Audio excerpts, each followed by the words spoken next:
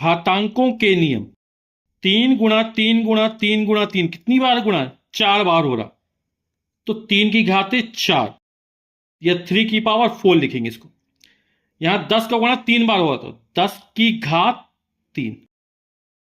अब जब आधार समान है ना, ए यहां 10 आधार है, यहां 3 आधार है, तो घाते आपस में जुड़ जाते। सूत्र का A की घाते m गुणा A की घाते n बराबर A की घाते m+n।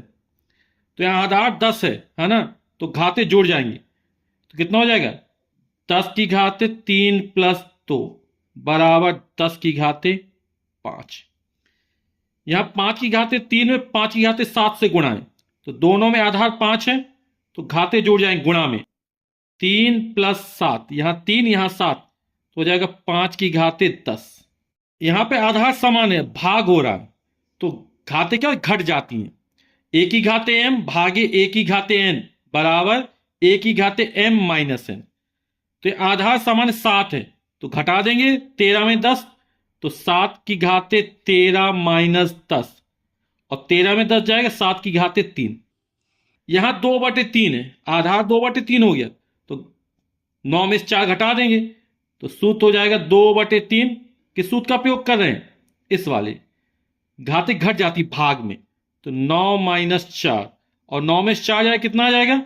2/3 की घाते 5। अब A की घाते जीरो, किसी भी संख्या जीरो उसका मान कितना होता है? 1 होता है।